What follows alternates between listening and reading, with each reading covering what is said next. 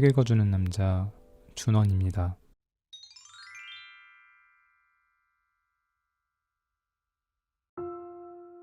30대의 나를 다시 만날 수만 있다면 지금 제대로 살고 있는 건지 매일 고민하고 망설이던 나에게 꼭 해주고 싶은 말이 있다. 눈부신 희망보다는 허심탄회한 포기가 차라리 나을 때가 있다.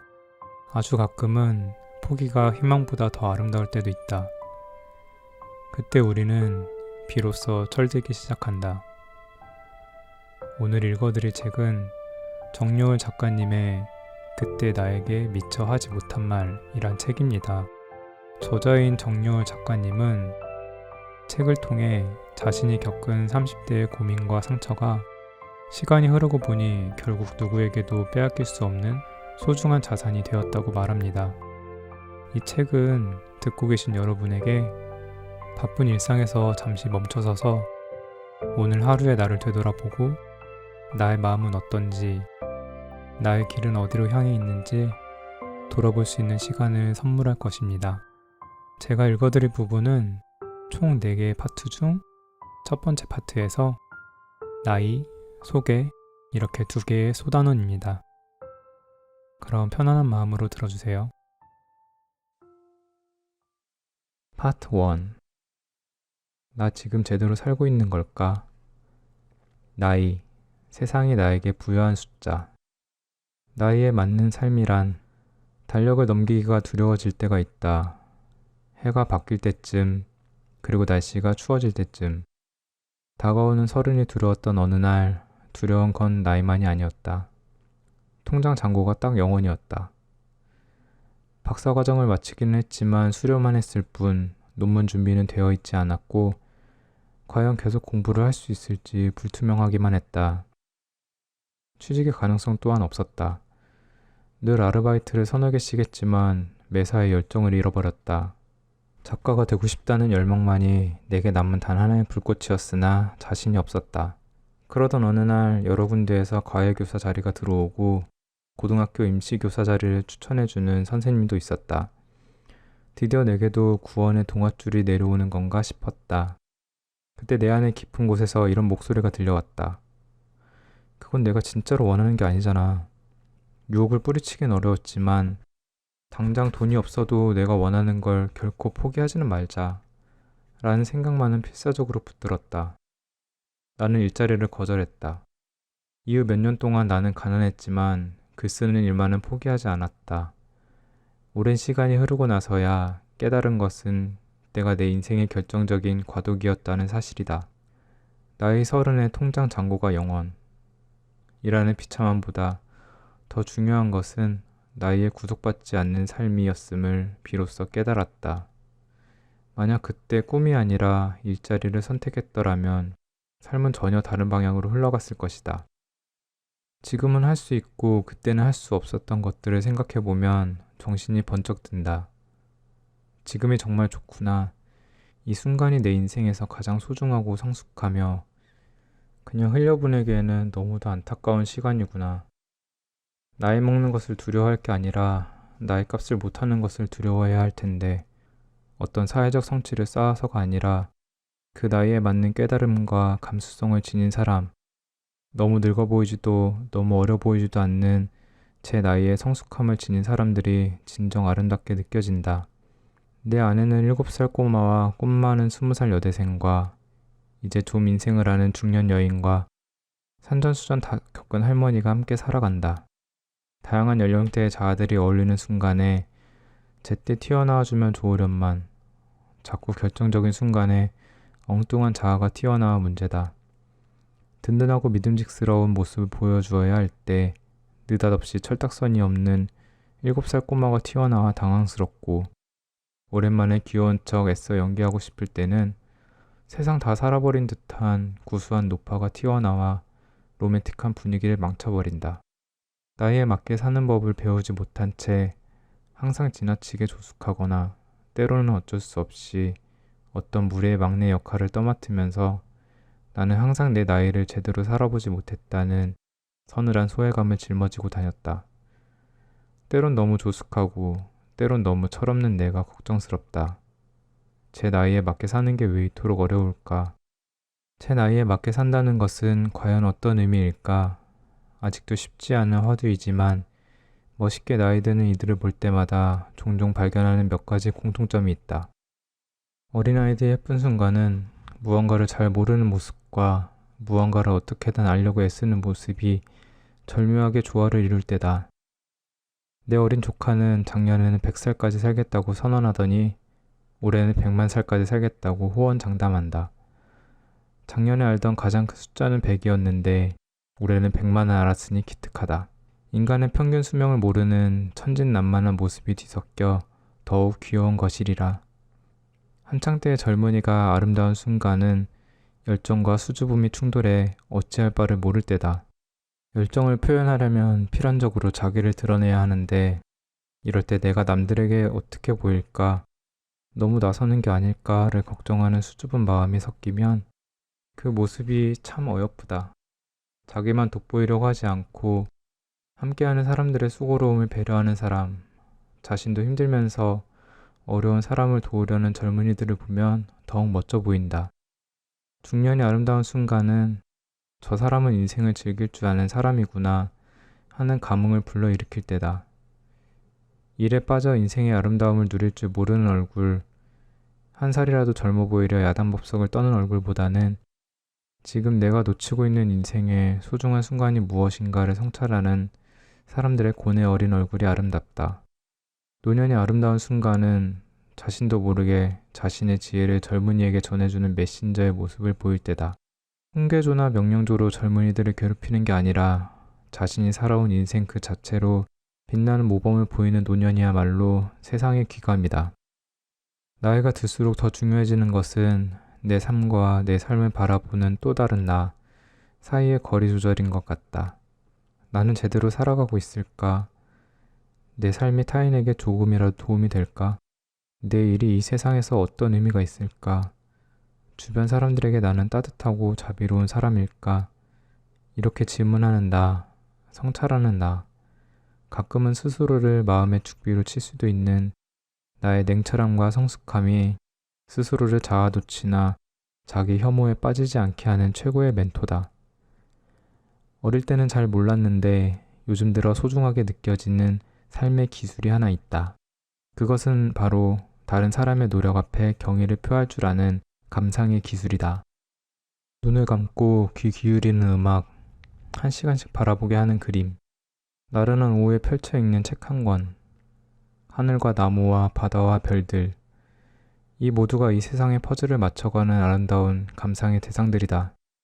내 주변의 모든 것들을 심미적 대상으로 바라볼 줄 아는 마음의 여유와 탐미적인 시선이야말로 제 나이에 맞는 삶을 가꾸어 갈 수 있는 최고의 비결이 아닐까? 심리학자 카렌 호나이는 이렇게 이야기한다. 환자가 치료자를 찾는 이유는 신경증을 치유하기 위해서가 아니라 스스로를 완성하기 위해서라고. 정말 그렇다.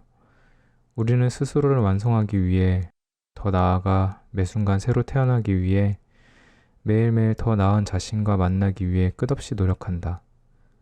바로 그 소중한 하루하루가 모여 나다움을, 내 나이를 만들어갈 것이다.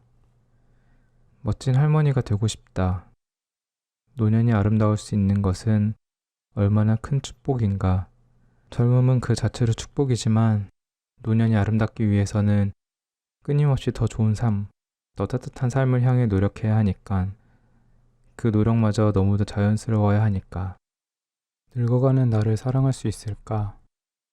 몇 년 전부터 연말이 되면 꼭 크게 알아놓곤 했다. 연말이라는 단어를 듣는 순간 쫓기는 느낌에 사로잡히기 때문이다. 벌써 연말이구나. 내가 올 한 해 과연 제대로 해놓은 게 있을까? 하는 걱정과 의심 때문에 스스로를 혹사시키는 것이다. 사람들은 끊임없이 내 모습이 남에게 어떻게 보일까를 걱정하다가 정작 나 자신이 나를 어떻게 보는가 하는 문제를 쉽게 잊고 난다. 아무도 나를 바라보지 않는다면 더 소박한 집, 더 작은 자동차, 더 검소한 옷차림에 만족하며 지내지 않았을까? 아무도 나를 바라보지 않는다면 나이나 외모에 집착하기 전에 책을 한 권 더 읽고 영화를 한 편 더 보고 일기를 한 장 더 쓰고 손편지를 한 통 더 쓰는 마음의 여유가 생기지 않을까. 연말에 꼭 호되게 앓고 나서야 깨닫는 게 바보스럽기는 하지만 그래도 아프고 나면 정신이 바짝 든다. 평소에는 당연히 내 것처럼 느끼던 몸이 더 이상 내 것이 아닐 수도 있겠구나 하는 생각이 드는데 내 소유물이라고 생각했던 내 몸이 파업을 일으키는 것이다. 제발 나를 그만 좀 혹사시키라고, 몸의 아우성을 좀 들어달라고 말이다. 호되게 앓고 나서 몸의 소리에 귀 기울이다 보면 그제야 깨닫는다. 마음이 바빠질수록 그 바쁨에 저항해야 한다는 것을, 오히려 내게 부족한 것은 바쁜 시간이 아니라 나 자신과 대화할 수 있는 여유로운 시간이라는 것을. 나의 한 해를 이끌어온 원동력은 무엇일까? 나의 한 해를 가장 힘들게 했던 걱정거리의 주범은 무엇일까? 내년에는 조금 덜 걱정하고 조금 덜 슬퍼하며 지낼 수는 없을까? 슬픔이 밀려오더라도, 걱정이 밀려오더라도 좀 더 스스로에게 관대해 줄 수는 없을까? 이렇게 나만 바라보고 나만 생각하는 게 과연 나를 사랑하는 것일까? 에고이즘과 나 자신을 향한 사랑은 전혀 다른 게 아닐까? 나는 꽤 오랫동안 누군가 나를 건드리지 못하게 방어하는 것이 곧 나를 사랑하는 것이라고 착각해왔다. 그러다 보니 때로는 나를 사랑하기 위해 이기적으로 행동하고 나를 사랑한다는 명목으로 쓸데없는 소비에 집착하기도 했다. 남들 앞에서 더 잘 보이기 위해 괜스레 마음을 쓰고 그러는 동안 진짜 나다움은 점점 사라져갔다. 나를 사랑한다는 것은 나에게 많이 투자하는 게 아니다. 시간과 돈을 투자한다고 해서 나를 더 사랑할 수 있는 것은 아니다. 나를 사랑할 줄 안다는 것은 아무리 힘든 상황에서도 내가 소중하게 여기는 가치를 지키는 일이다. 나만 돋보이려고 애쓰는 게 아니라 나를 사랑하는 만큼 다른 사람도 사랑할 수 있도록 노력하는 사람만이 더 깊은 깨달음을 얻을 수 있다. 타인 속의 나, 세상 속의 나, 여러 가지 복잡한 상황 속의 나를 똑바로 인식하는 게 나 자신을 진정 사랑할 수 있는 길이다.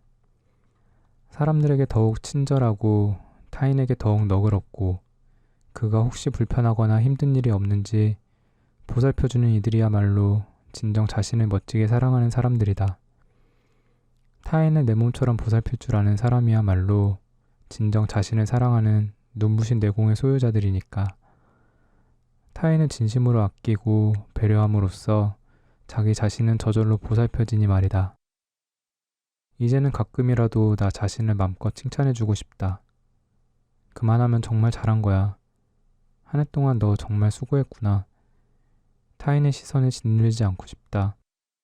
올해 연말에는 좀 더 나에게 너그러워지고 타인에게는 더욱 너그러워졌으면 한다. 진정한 나 자신으로 되돌아가는 길은 그리 멀지 않으니까. 영혼의 젊음을 유지하는 비결. 나이에 구애받지 않고 젊은이들과 격의 없이 함께하는 노인들에게는 뚜렷한 공통점이 있다. 자기를 과시하지 않고 젊은이들의 말에 경청하며 자신의 리듬을 젊은이들의 리듬에 맞춘다는 점이다. 나보다 어린 스승을 모신다는 것. 어릴 적에는 태산처럼 높고 철벽처럼 단단해 보이기만 하던 부모님의 모습이 어느새 말랑말랑한 찰흙처럼 부드러워진 것을 알고 깜짝 놀랄 때가 있다. 절대로 여자 혼자 여행을 보내면 안 된다. 강하게 주장하던 어머니가 얼마 전에는 친구에게 딸을 혼자 여행 보내보라고 조언을 해주었다고 한다. 우리 딸이 여행을 다니면서 성격이 많이 밝아졌어. 혼자 여행 다니면서 씩씩해지고 경험도 풍부해지고 글도 더 많이 쓰고 그 집 딸도 한번 멀리 여행을 보내봐. 저분이 정말 매일 딸들의 통금 시간을 철저히 체크하던 우리 어머니가 맞나 싶었다. 철옹성처럼 단단하게만 보이던 어머니의 마음이 세월이 지나면서 부드럽고 말랑말랑해진 것이다. 아버지도 마찬가지다. 여자가 몸을 하면 안 된다는 말을 많이 해서 늘 내 마음을 아프게 했던 아버지. 그러던 아버지가 이제 여자가 못할 게 무엇이 있냐고 말하면 나는 놀라움과 함께 뿌듯함을 느낀다. 나이가 들면서 완고해지는 게 아니라 나이가 들수록 더욱 열린 마음을 지니게 되는 것이야말로 나이 듦의 아름다움이 아닐까. 사실 영혼의 젊음을 유지하는 게 몸의 젊음을 관리하는 것보다 훨씬 어려운 일이다. 몸과 마음이 모두 젊어지기 위한 비결은 바로 회복 탄력성에 달려 있다. 상처가 생겼을 때 빨리 회복할 수 있는 몸과 마음의 힘이야말로 젊음의 지름길인 셈이다. 마음의 회복 탄력성을 어떻게 키울 수 있을까? 그것은 바로 온갖 다채로운 상황과 가능성의 마음의 문을 활짝 열어두는 것이다. 왜 내가 마음먹은 대로 일이 풀리지 않지? 왜 저 사람은 내 뜻을 따라주지 않지? 이런 자기중심적인 기대로부터 마음의 고삐를 풀어주어야 한다. 내가 생각하는 것처럼 일이 풀리지 않네. 하지만 그것도 생각보다 괜찮군. 이렇게 생각할 수 있는 마음의 유연성이 운신의 폭을 넓혀준다. 이건 꼭 이렇게 되어야만 해 라고 믿는 영혼의 경직성이야말로 노화의 지름길이다. 경계해야 할 것은 늙음이 아니라 늙지 않으려는 마음의 집착이며 세상의 흐름을 결코 따라갈 수 없으리라는 자격지심이다. 나이 들수록 지혜로워지고 더욱 여유로워지며 천진난만해지는 노인들의 특징은 바로 평생 무언가를 배우려는 마음을 잃지 않는다는 점이다. 나는 나보다 어린 스승을 모심으로써 나이에 대한 편견에서 벗어나고 싶다. 후생가회라는 사자성어에는 어린 사람을 향한 존중과 배려가 담겨 있다. 공자는 다음과 같이 말하며 후학을 향한 경계심을 늦추지 않았다. 젊은 후진을 두려워해야 한다. 앞으로 올 사람들이 지금 사람들보다 못하다고 할 수 있겠는가? 나는 어린 사람을 향한 두려움이 공포가 아니라 경외감이라고 생각한다. 윗사람을 향한 강요된 존경만을 강조하는 한국 문화에서 꼭 필요한 더욱 어른다운 마음가짐이다. 어린 사람을 훈계하려고만 하지도 말고 나보다 뛰어날까봐 미리부터 찍어 누르지도 말고 그의 재능과 진심이 세상 속으로 잘 스며들 수 있도록 돕는 것이야말로 어른의 할 일이 아닐까? 어린 사람들 속에서 놀라운 점, 배울 점, 아름다운 점을 발견하는 것이야말로 어른이 되어가는 즐거움이다. 어린 사람으로부터 무언가를 배우는 것은 정신 건강을 위해서도 좋은 일이다. 윗사람으로부터 무언가를 배울 때 압박감이 없을 뿐 아니라 친구 같은 스승을 만드는 최고의 방안이기도 하다. 중국의 철학자 이타고는 스승이면서 친구가 될 수 없다면 진정한 스승이 아니고 친구이면서 스승이 될 수 없다면 그 또한 진정한 스승이 아니라고 했다.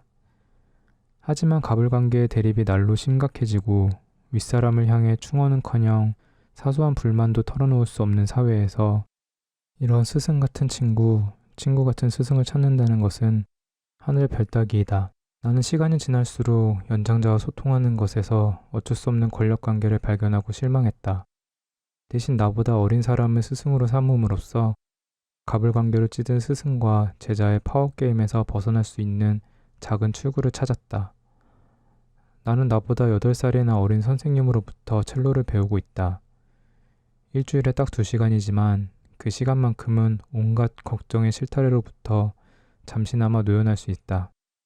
나는 연주에는 젬병이지만 첼로를 배우는 행위로부터는 무한한 영감을 얻는다. 나는 갖은 핑계를 대면서 어린 선생님에게 온갖 시시콜콜한 것들을 물어보고 선생님이 직접 연주해 주시면 이 곡이 훨씬 잘 이해될 것 같다는 감언이설로 첼리스트의 아름다운 연주를 집에서 듣는 호사를 누리기도 한다. 가끔은 악기를 내려놓고 서로의 걱정거리를 나누며 수다산매경에 빠지기도 하고 내가 그토록 꿈꿨던 음악가의 길을 걸어가는 선생님이 부러워 그쪽 세계의 온갖 비화들을 물어보며 콩닥콩닥 가슴이 뛰기도 한다. 처음에는 이렇다 할 취미 하나 없는 건조한 인생이 싫어서 시작했지만 지금은 첼로를 배우는 시간이야말로 내 인생의 눈부신 오아시스다. 무엇보다도 첼로 선생님은 기상천외한 칭찬 제조기의 재능을 보여준다. 내 연주가 저번 주나 이번 주나 큰 차이가 없을 때도 이제 훨씬 화를 편안하게 쓰시네요. 음정이 훨씬 정확해지셨어요. 이제 이 곡을 완전히 이해하신 것 같아요. 라는 식의 칭찬을 늘어놓는다. 스승으로부터 따스한 위로보다는 질책과 비난을 훨씬 많이 들었던 나로서는 재능이 없다는 걸 알면서도 늘 칭찬을 듣는 제자의 마음을 처음으로 경험하고 있다. 스승이 나를 포기하지 않음으로써 나 또한 이 배움을 포기하지 않을 수 있는 것이다. 이토록 사랑스러운 나의 첼로 선생님이 얼마 전 손가락을 다쳤다. 그녀의 남편과 시댁 어른들이 내 연주를 듣고 싶다고 여러 번 청을 넣자 선생님이 심한 스트레스를 받아 요리를 하다가 손가락을 베어버린 것이다. 그녀가 남편에게도 좀처럼 들려주지 않는 첼로 연주를 나에게 그토록 아낌없이 들려주었다는 사실을 알게 되자 더욱 마음이 애틋해졌다. 그 귀여운 수줍음과 강렬한 자의식이 더욱 아프게 마음을 울렸다. 거실에 울려 퍼지는 선생님의 첼로 소리가 너무 아름다워 눈물이 차오를 때가 있다. 그럴 때면 선생님에게 고백하고 싶어진다. 수없이 첼로를 포기하고 싶었지만 나보다 어린 선생님이 나를 진심으로 아낀다는 것을 알기에 첼로를 더욱 사랑하게 되었다고. 스승은 항상 두려운 존재, 날 아프게 하는 존재였지만 당신으로 인해 처음으로 나를 아프게 하지 않는 스승을 발견했다고. 소개. 나라는 존재를 스스로 증명하는 시간.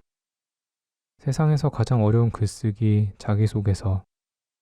이상하게도 나는 누구인가 라는 질문을 받으면 가장 먼저 떠오르는 감정이 부끄러움이다. 내가 누구인지를 온갖 숫자를 통해 증명하기를 요구받을 때 자존감에 상처를 입는다. 내가 누구인가를 증명하기 위해 왜 주소와 주민등록번호와 전화번호와 신용카드 번호를 내밀어야 할까? 존재의 자기증명을 숫자로 요구받는 생물은 지구상에서 인간뿐이지 않을까? 입학할 때, 입주할 때, 입사할 때, 입국할 때, 그 모든 출입의 순간에 우리는 존재의 뚜렷한 자기증명을 요구받는다. 평소에는 내가 누구인지 심각하게 묻지도 않다가 어떤 경계나 문턱을 넘을 때마다 우리는 나는 누구인가에 대한 대답을 느닷없이 생각해내야 한다. 자기소개서를 써야 하는 순간이야말로 내가 나의 존재를 증명해야 하는 가장 어려운 순간일 것이다. 얼마 전 수능보다도 자기소개서 쓰기가 더 고민이라는 고등학생들의 이야기를 들었다. 수능에는 정답이라도 있지만 자기소개서에는 모범 답안이 없으니 세상에 하나뿐인 나를 한 편의 글로 표현하는 게 어찌 쉬운 일이겠는가. 인생에서 아직 굵직굵직한 경험이 없는 나이임에도 사소한 동아리 활동 등에 어떤 엄청난 의미 부여를 해야 하니 자기소개서가 아니라 소설을 쓰는 것 같다고 하소연하는 아이들도 있다. 무언가 대단한 이야기를 억지로 꾸며내서라도 대학에 합격해야 한다는 압박감이 아이들의 여린 가슴에 쓰라린 상처를 남긴다. 자소서가 아니라 자소설이라고 푸념하는 학생들의 고민이 결코 남의 일 같지 않다. 어른이 되어서도 자기소개서나 이력서를 쓸 일은 여전히 많기 때문이다. 글쓰기가 직업인 나조차도 자기소개서는 세상에서 가장 힘든 일로 다가온다. 책을 낼 때마다 책 날개에 프로필을 어떻게 쓸까 고민하는 일이 본문을 채우는 것보다 더 어렵게 느껴지곤 한다. 내 마음이 이미 책 속에 구구절절 드러나는데 나를 프로필이라는 형식에 맞춰 또다시 표현하는 게 불필요한 동어 반복처럼 느껴졌다. 너무 멋들어지겠으면 나를 속이는 일 같아 죄책감이 들 것 같았다. 강의를 할 때마다 매번 이력서를 요구하는 곳도 많다. 지금은 불가피하게 이력서나 프로필을 쓸 때마다 최대한 소박하게 내가 지금 무엇을 하고 있는지만 쓴다. 하지만 이렇게 되기까지 엄청난 자기 분열이 있었다. 글을 통해 나를 멋지게 포장하고 싶은 유혹도 있었고, 글을 통해 내 마음에 들지 않는 내 모습을 성공적으로 감춰야 한다는 압박감도 있었다. 글은 이렇듯 나를 드러내면서 동시에 감추는 것이기에 차마 길들이지 못한 나 자신의 어두운 그림자는 좀처럼 표현하기가 어렵다. 하지만 바로 그 표현하기 어려운 그림자야말로 진정한 나 자신에 가까운 모습이 아닐까? 오은 시인은 이력서라는 시에서 밥을 먹고 쓰는 것, 밥을 먹기 위해 쓰는 것, 한 줄씩 쓸 때마다 한숨 나는 것이 바로 이력서라고 했다. 밥을 벌어먹기 위해 나 자신의 노동력을 팔아야 하는 순간, 그때 세상을 향해 내밀어야 하는 통행증 같은 것이 바로 이력서기에 내 자랑을 하되 아주 겸손하고 은근해야 해서 이력서에는 나는 잘났고 나는 둥글둥글하고 나는 예의 바르다는 사실을 최대한 은밀하게 말해야 한다고 시인은 이야기한다. 오늘 밤에도 내 자랑을 겸손하게 해야 한다. 혼자 추는 왈츠처럼 시끄러운 팬터마임처럼 이라는 구절을 읽으니 나만 그런 게 아니었구나 하는 안도감이 밀려온다. 이력서는 과연 혼자 추는 왈츠처럼 쓸쓸하고 시끄러운 팬터마임처럼 어불성설의 몸부림이 아니겠는가? 나 자신을 소개하는 글을 쓰는 것은 왜 이토록 힘이 들까? 이력서를 제출해야 하는 대상은 외부에 있지만 이력서를 쓰면서 정작 만나야 하는 대상은 바로 나 자신이기 때문이다. 그리하여 이력서를 쓴다는 것은 자신의 부끄러움과 마주하는 일이며 피할 수 없는 외로움과 맞닥뜨리는 일이기도 하다. 나는 이력서나 프로필을 쓸 때마다 내 안의 일부가 조금씩 무너지고 부서지는 것을 느낀다. 무너지는 것은 자존감이고 부서지는 것은 자신감이다. 무엇보다도 내가 생각하는 내 모습이 이리도 초라하고 작은가 라는 생각 때문에 괴롭다. 그런데 그 자괴감 속에는 뜻밖의 자존감도 깃들어 있다. 바로 나라는 존재는 결코 이력서나 프로필로는 요약될 수 없다는 내 안의 외침이 들려오기 때문이다. 결코 몇 줄의 이력서에 나를 온전히 담을 수 없다는 믿음이야말로 내가 이력서를 쉽게 쓰지 못하는 진짜 이유다. 요즘은 나를 굳이 포장하지 않아도 변함없이 나를 사랑해주는 사람들의 소중함을 알아버렸기에 나를 표현하는 일에 강박에서 점점 해방되고 있는 중이다. 당신이 살아온 발자취를 정직하게 꾸밈없이 기록하는 것, 그것이 이력서다. 주눅들지 말자. 두려워하지 말자. 이력서나 자기소개서보다 더 중요한 것은 그 무엇으로도 요약하거나 대신할 수 없는 있는 그대로의 나이니까. 마그리트의 얼굴. 마그리트는 왜 자신의 얼굴을 손으로 가리고 사진을 찍었을까? 그의 작품 세계와 닮아있는 이 사진이야말로 마그리트답다고 생각했다. 나란 때로는 얼굴이라는 시각적 이미지를 지워야 진정으로 보이는 무엇이 아닐까? 나도 모르게 나다워지는 순간이 있다. 춤이라곤 출 줄 모르는 뻣뻣한 내가 추운 겨울 영국 여행 중 뜻하지 않게 발견한 아름다운 항구 도시 던디에서 너무 기분이 좋아 막 춤을 추고 말았다. 내가 가장 좋아하는 얼굴 없는 프로필 사진이다. 나의 가면이 나의 진심을 짓누를 때. 왜 하기 싫은 일을 억지로 하면 꼭 티가 날까? 어른들은 약속 시간을 늦는다든지 다른 사람 앞에서 실수를 한다든지 표정 관리가 안 되는 사람들은 곧잘 훈계한다. 하지만 어떤 상황에서도 안정된 표정과 모범적인 몸짓을 연기하는 사람들이 꼭 바람직한 것은 아니다. 오히려 표정을 못 숨기는 사람들이 정신적으로는 훨씬 건강하다고 볼 수 있다. 그들은 내적 부정직함을 견딜 수 없기 때문에 아첨하는 표정이나 괜찮은 척하기가 안 되는 것이다. 타인에게 보여줄 수 있는 내 마음의 표정이 바로 페르소나다. 페르소나는 성격과 동요가 아니라 오히려 남에게 보여줄 수 있는 내 모습의 한계다. 자기 안에 도사린 수많은 그림자들을 철저히 억압하고 겉으로만 말끔한 페르소나를 보여주는 사람들을 우리는 포커페이스라 부른다. 그림자가 내면의 주인공이라면 페르소나는 외면의 주인공인 셈이다. 심리적으로 건강한 사람들은 페르소나와 그림자 사이를 자유롭게 오간다. 내 상처를 남들에게 들키더라도 노발대발하지 않는다. 반대로 자신의 그림자를 꽁꽁 숨기는 사람들은 외면의 페르소나가 곧 자기 자신이라고 생각한다. 길리언 플린의 소설 나를 찾아줘에서처럼 남들에게 보여주는 완벽한 자신의 모습을 오히려 현실의 자아가 따라가지 못하자 현실의 자아를 완전히 말살해버리는 경우가 있다. 오스카 와일드의 도리언 그레이의 초상은 바로 그 이상적 자아의 환상을 위해 가장 나다운 나 자신을 기꺼이 희생함으로써 파국을 맞는 한 남자의 비극적인 이야기다.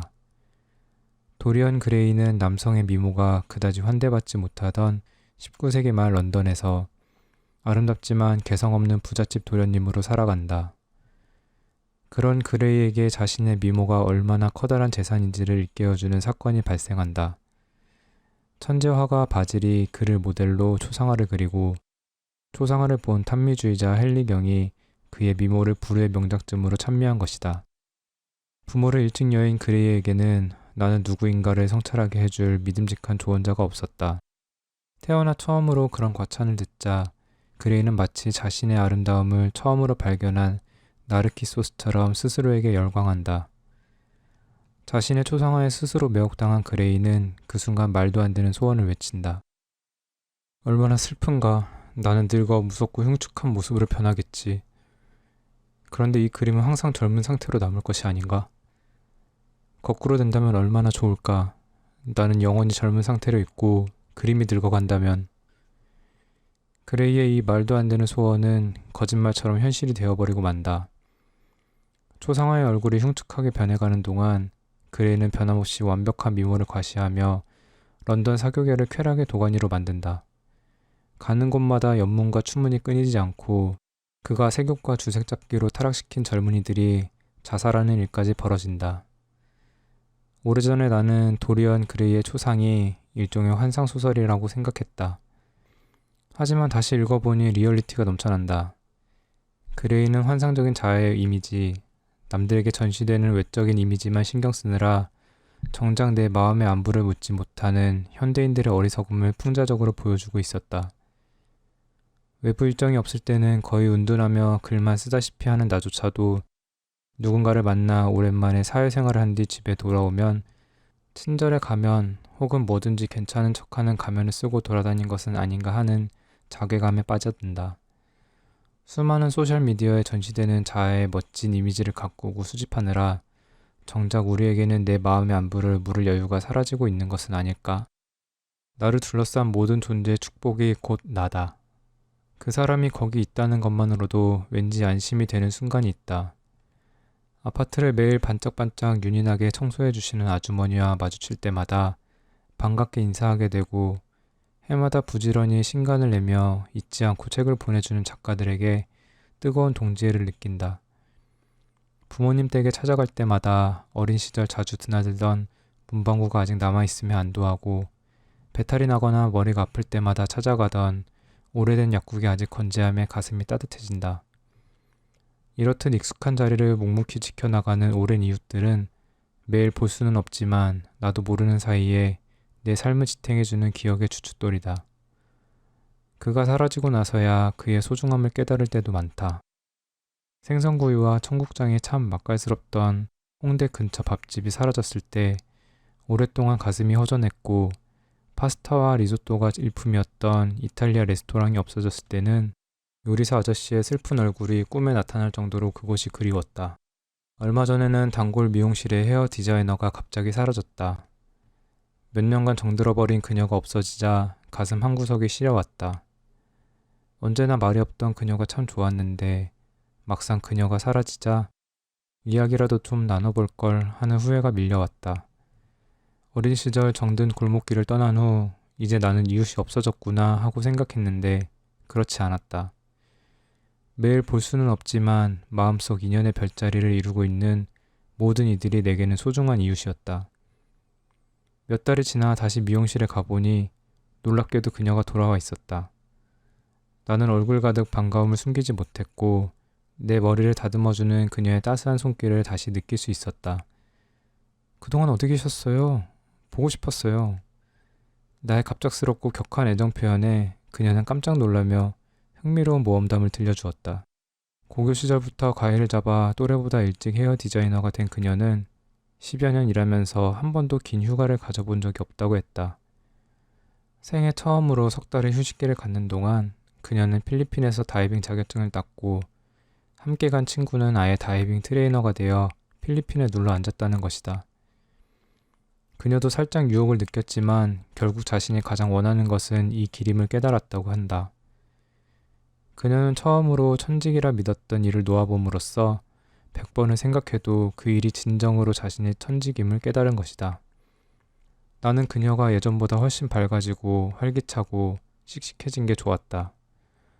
무엇보다 그저 그녀가 돌아와 주었다는 사실이 기뻤다. 그녀는 내게 익숙해져 버린 존재들에 대한 감사를 다시금 일깨워 주었다. 그저 늘 거기 있을 것만 같은 정든 사람이 사라져 버렸을 때 우리는 깊은 상실감을 느낀다. 상실감이라는 질병에 대비하기 위한 최고의 예방접종은 바로 감사다. 평소에 더 많이, 더 깊이 감사할수록 우리는 갑작스러운 상실감에 시달리지 않을 수 있다. 감사는 당연하다고 믿었던 존재들의 스민 무한한 축복을 일깨워준다.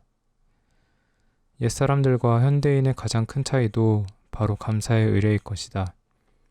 비가 오면 비가 와서 감사하고 해가 뜨면 해가 떠서 감사하고 한가위에는 오늘만 같아라 라고 감사했던 옛사람들과 달리 우리는 끝없이 더 잘난 남들과 비교하며 불평과 불만에 휩싸인다. 무언가 대박이라도 터져야 감사를 느끼고 대박이 터져도 더 큰 대박에 투자하느라 감사할 겨를이 없는 현대인들과 달리 옛사람들은 그저 살아있는 오늘 자체에 감사하는 마음, 챙김의 기술을 지니고 있었다. 늘 더 나은 내일을 향해 미친 듯이 질주하는 삶에는 감사의 여백이 깃들지 않는다. 더 높이, 더 빨리만 외치는 삶에서는 사소한 불상사도 치명적인 장애물이 되거나 우울증의 근원이 된다. 차라리 인생은 고임을 꾸밈없이 긍정하는 것이 아주 작은 기쁨에서도 감사할 수 있는 길이다. 오늘도 나는 그저 거기 있는 것만으로도 눈부신 존재들에 대해 생각해 본다. 감사는 평범한 식사를 위대한 만찬으로 만들고 지긋지긋한 집구석을 천상의 쉼터로 만들며 쳇바퀴처럼 똑같은 일상을 단 한 번의 눈부신 기적으로 만든다. 나를 멋지게 소개하는 것보다 더 중요한 것은 나를 둘러싼 모든 존재들의 축복을 기억하고 감사하는 이름을 깨닫는 이 시간이 참으로 소중하다.